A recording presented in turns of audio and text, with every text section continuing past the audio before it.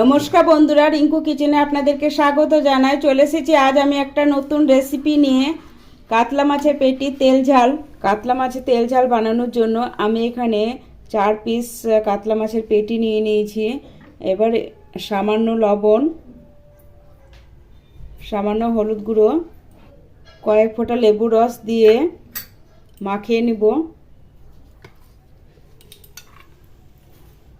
লবণ, হলুদ আর লেবু দিয়ে আমি ভালোভাবে মাখিয়ে নিলাম। এবার আমি ঢেকে 10 মিনিটের জন্য রেখে দিব।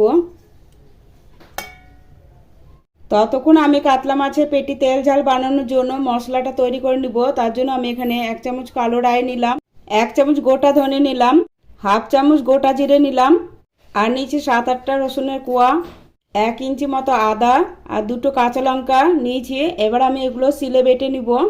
আপনারা চাইলে মিক্সিতেও বেটে নিতে পারেন। এই দেখুন মশলাটা শিলে বেটে নিলাম। চলুন তাহলে এবার রান্নাটা শুরু করি। এখানে আমি আগে থেকে তেল গরম করতে দিয়ে দিয়েছি। এবার মাছটা ভেজে নিব।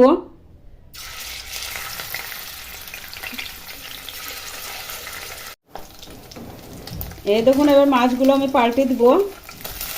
এই দেখুন এক পিঠ লাল লাল করে ভাজা হয়ে গেছে। এবার অন্য পিঠটাও ভেজে নিব। এরকম করে সব মাছগুলো ভেজে নিব আমি। এই দেখুন মাছগুলো 2 পিঠই ভাজা হয়ে গেছে। এবার আমি তুলে নিব।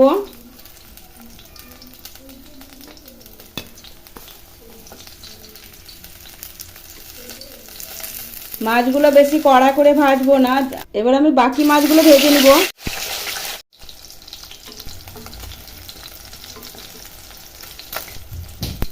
দেখুন মাছের এই পিঠটাও ভাজা হয়ে গেছে। এবার আমি মাছটা তুলে নেব।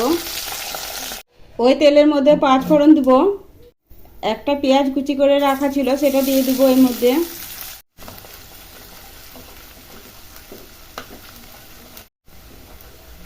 দুটো কাঁচা লঙ্কা চিড়ে রেখেছিলাম, সেটা দিয়ে দিব।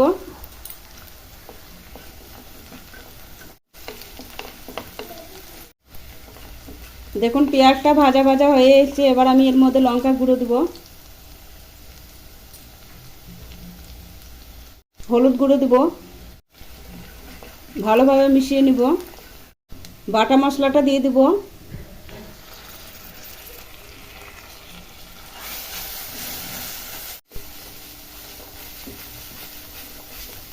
মশলাটাকে 2 মিনিট মতো কষে নিয়েছি। এবার আমি এর মধ্যে টমেটো বাটাটা দিয়ে দিব। এখানে আমি একটা টমেটো নিয়েছি।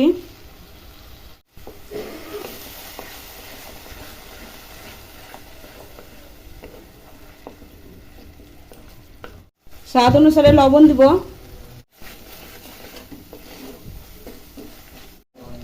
বাটনার সময় যে জলটা ব্যবহার হয়েছে সেই জলটা দিয়ে মশলাটা ভালোভাবে কষে নেব। দেখুন মশলার গা থেকে তেল ছেড়ে দিয়েছে, মানে মশলাটা আমার কষানো হয়ে গেছে। 2 থেকে 3 মিনিট সময় মতো রেখেছিলাম। মশলাটা আমার ভালোভাবে কষানো হয়ে গেছে। এবার আমি এর মধ্যে গরম জল দিয়ে দিব পরিমাণ মতো।